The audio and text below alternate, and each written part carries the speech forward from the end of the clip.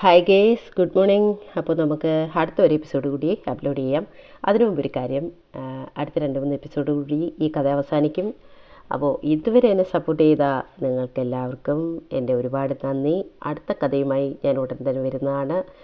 എൻ്റെ കഥയെ സപ്പോർട്ട് ചെയ്യുന്ന, എന്നെ ക്ഷമയോട് കേട്ടിരിക്കുന്ന നിങ്ങളോട് എങ്ങനെയാണ് നന്ദി പറയേണ്ടതെന്ന് എനിക്കറിയില്ല. ഒരുപാട് ഞാൻ സെക്കൻഡ് സെഗ്മെൻറ്റിൽ എത്തിയിട്ട് എൻ്റെ കഥ ഒരുപാട് ക്ഷമയോടെ കുറച്ചുകൂടി ആൾക്കാർ കേൾക്കുന്നുണ്ട്, സപ്പോർട്ട് ചെയ്യുന്നുണ്ട്. ലൈക്കൊന്നുമില്ല, എന്നാലും സാരമില്ല, നിങ്ങൾ കേൾക്കുന്നുണ്ടല്ലോ, അത് തന്നെ എനിക്ക് സന്തോഷം.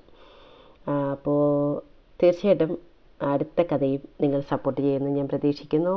നിങ്ങളുടെ സ്നേഹവും പരിഗണനയും മാത്രമാണ് എന്നെ മുന്നോട്ട് നയിക്കുന്നത്. അപ്പോൾ തീർച്ചയായിട്ടും നമുക്ക് കഥ കേട്ട് തുടങ്ങാം.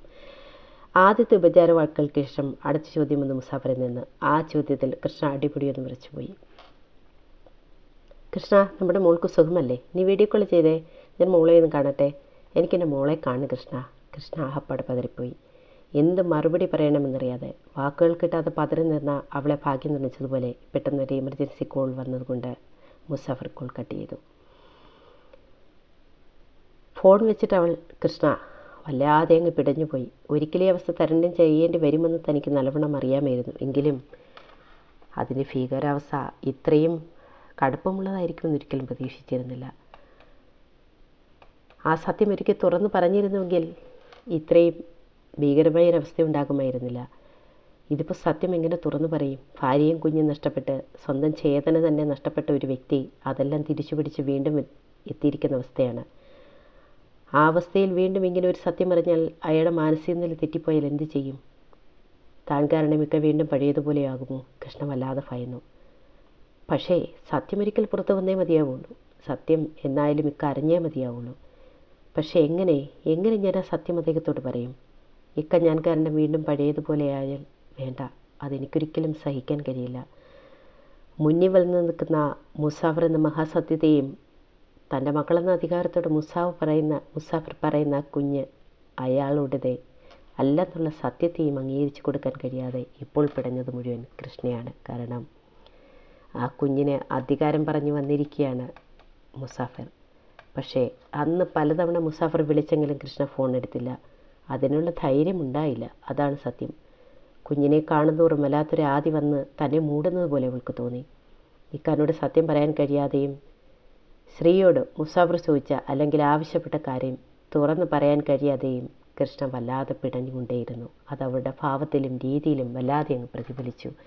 അടുത്ത 2-3 ദിവസം കൃഷ്ണ പൊതുവെ നിശബ്ദയായിരുന്നു. ശ്രീ അരികിൽ വരുമ്പോഴും നിശബ്ദത കൂട്ടായി. ചിരിയില്ല, കളിയില്ല, വല്ലാത്തൊരു നിസ്സംഗഭാവം. അത് ശ്രീ ശ്രദ്ധിച്ചു. കൃഷ്ണയെ എന്തോ ഒരു പ്രശ്നം അലട്ടുന്നുണ്ടെന്ന് ശ്രീക്ക് നല്ലവണ്ണം മനസ്സിലായി. പക്ഷേ അത് തുറന്നു പറയാൻ കൃഷ്ണ തയ്യാറാകുന്നില്ല. 2 പേര് വിഷമിക്കാതിരിക്കാൻ വേണ്ടി അവൾ സ്വയം വിഷമിക്കുന്നു. പക്ഷേ എത്ര ദിവസം ഇത് തുടരും? ഒടുവിൽ സഖികെട്ട് ശ്രീകൃഷ്ണയോട് തുറന്നു ചോദിച്ചു, നിനക്കെന്താ പ്രശ്നം? ഒന്നുമില്ല എന്ന് പറഞ്ഞൊഴിഞ്ഞ കൃഷ്ണയോട് ശ്രീ വല്ലാതെ അങ്ങ് ദേഷ്യപ്പെട്ടു. അതോടെ ഒരേങ്ങളോടെ കൃഷ്ണ ശ്രീയുടെ മാറിലേക്ക് മുഖം ചേർത്തു. പിന്നെ മുസാഫർ തന്നോട് ആവശ്യപ്പെട്ട കാര്യം പറഞ്ഞു. അതോടെ ഇപ്രാവശ്യം വീട്ടിലായത് ശ്രീയാണ്. അവൻ വല്ലാതെ കിടുങ്ങിപ്പോയി. അവൻ ആദ്യയോടെ കട്ടിൽ കിടന്ന് തൻ്റെ കുഞ്ഞിനെ നോക്കി. ഭഗവാനെ, എൻ്റെ മോൾ, അതിന് മറ്റൊരു അവകാശി. സഹിക്കില്ല ഞാനത്. അവൾ എൻ്റെ രക്തമാണ്, എൻ്റെ മാത്രം രക്തം, എൻ്റെ പൊന്നുമോൾ. അവളെ മറ്റൊരാൾക്ക് വിട്ടുകൊടുക്കാനോ? താൻ ചെയ്ത തെറ്റിൻ്റെ ഫലം അതാണ് തന്നെ തേടിപ്പോൾ വലിയ വേദനയായിട്ട് വന്നിരിക്കുന്നത്.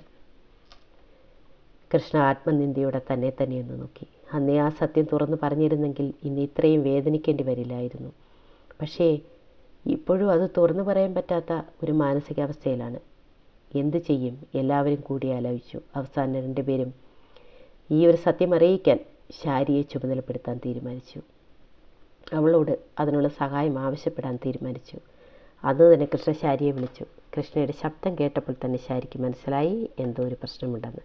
എന്താണ് കാര്യമെന്ന് അന്വേഷിച്ചപ്പോൾ അവൾ പറഞ്ഞ കാര്യം കേട്ടതും ഇപ്രാവശ്യം ശാരിയുമാക്കി ആകപ്പാടെ വിരണ്ടുപോയി. കൃഷ്ണ മുസാഫർ വിളിച്ച കാര്യം അവളോട് പറഞ്ഞു. എനിക്ക് നിൻ്റെ സഹായം വേണം. നീ സത്യം തുറന്നു പറഞ്ഞതും ഈ കുഞ്ഞ് ഇക്കയുടെ കുഞ്ഞല്ലെന്ന്. ഈ കുഞ്ഞ് എൻ്റെ ഈ ശ്രീയേട്ടൻ്റെ മകളാണെന്ന് സത്യം ഇക്ക അറിഞ്ഞേ മതിയാവും. എനിക്കിങ്ങനെ പേടിച്ചുമിരിക്കുകയും ജീവിക്കാൻ വയ്യ. എത്ര ദിവസമായി ഞാൻ സമാധാനമായിട്ടൊന്ന് ഉറങ്ങിയിട്ടെന്നറിയാവോ? എല്ലാം കേട്ട് ശാരി നിശബ്ദയായിട്ടിരുന്നു. ഏറ്റെടുക്കാൻ പോകുന്ന കാര്യത്തിൻ്റെ ഗൗരവം ശാരിക്ക് നല്ലവണ്ണം അറിയാം. കാരണം ഒരിക്കൽ ചേതന പൂർണ്ണമായി നഷ്ടപ്പെട്ട ഒരു മനുഷ്യനാണ്. ഇനി പറയാൻ പോകുന്ന ഒരു സത്യം കൂടി അയാളുടെ ചേതന ഇല്ലാതാക്കി കളയുമോ എന്നുള്ളതാണ് എല്ലാവരുടെയും ഭയം. ശരി, ഞാനിങ്ങനെ ഒരു കാര്യം പറയാം എന്ന് പറഞ്ഞ് ഫോൺ വെക്കുമ്പോഴും ശാരിക്കും വല്ലാത്ത ആശങ്കയുണ്ടായിരുന്നു. പക്ഷേ ആ ആശങ്കയ്ക്ക്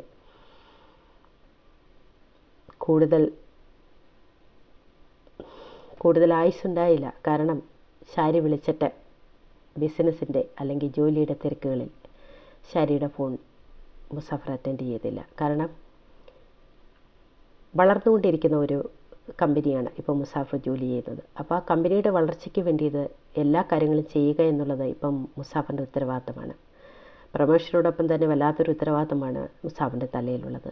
അതുകൊണ്ട് തന്നെ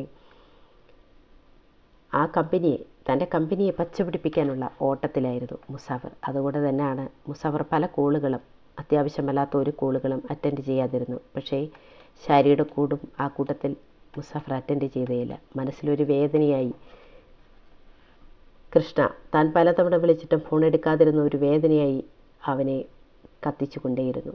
പിന്നെയും പലതവണ കൃഷ്ണയെ കോണ്ടാക്റ്റ് ചെയ്യാൻ ശ്രമിച്ചെങ്കിലും ഒരിക്കൽ പോലും കൃഷ്ണ ആ ഫോൺ കോൾ അറ്റൻഡ് ചെയ്തില്ല. അങ്ങനെ പതുക്കെ മുസാഫർ ബിസിനസ്സിലേക്ക് കൂടുതൽ ശ്രദ്ധിക്കുകയും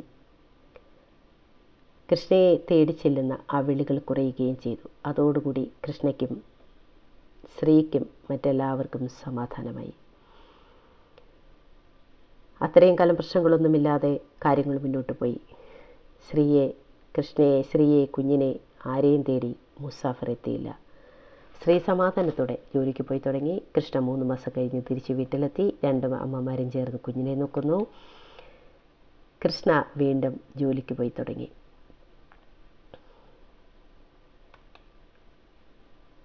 കൃഷ്ണ വീണ്ടും ജോലിക്ക് പോയി കഴിഞ്ഞ് സമാധാനമായി കാര്യങ്ങൾ മുന്നോട്ട് പോയിക്കൊണ്ടിരിക്കുന്നു. അങ്ങനെ ഒരവസ്ഥയിലാണ് എല്ലാവരും സന്തോഷത്തിലാണ്. മോൾക്ക് 8 മാസത്തോളമായി. മോൾ അതേ പതുക്കെ പിച്ച വെച്ച് നടന്നു തുടങ്ങി. ഒരു ദിവസം ഒരു വൈകുന്നേരം കൃഷ്ണ, ശ്രീ, മാലാഖ എല്ലാവരും കൂടി ഒരു മാളിലെത്തിയിരിക്കുകയാണ് സാധനങ്ങൾ വാങ്ങാൻ വേണ്ടി. ആ മാളിലെത്തിയ അന്നേരം മുതൽ കുഞ്ഞ് ശ്രീയോട്ട് ഭയങ്കരമായിട്ട് ബഹളം ഉണ്ടാക്കുകയാണ്. എന്തിനാണെന്നറിയോ? അവൾക്ക് താഴെ ഇറങ്ങണം, നടക്കണം. അപ്പോൾ കുഞ്ഞ് ശ്രീയുടെ കയ്യിലാണല്ലോ എന്ന സമാധാനത്തോടു കൂടി കൃഷ്ണ ട്രോളി എടുത്ത സാധനങ്ങളൊക്കെ, അത്യാവശ്യം വേണ്ട സാധനങ്ങളൊക്കെ പറക്കിയിട്ടുകൊണ്ടേയിരിക്കുകയാണ്. അവൾക്ക് സമാധാനമുണ്ട്. പതുക്കെ കുഞ്ഞിനെ ശ്രീ താഴെ ഇറക്കി. അവൾ പതുക്കെ പിച്ച വെച്ച് നടന്നു പോവുകയാണ്. നടന്ന് ഒരു വളവ് തിരിഞ്ഞെത്തിയതും പെട്ടെന്ന് കുഞ്ഞിനെ കാണാതായി. ആദ്യോടെ ശ്രീ 4 പാടും പരതി നോക്കി. കുഞ്ഞെവിടെയെന്ന്. ആരായിരിക്കും ആ കുഞ്ഞിനെ എടുത്തിട്ടുണ്ടാകുക? ബാക്കി നമുക്ക് നാളെ കേൾക്കാം. Okay, by.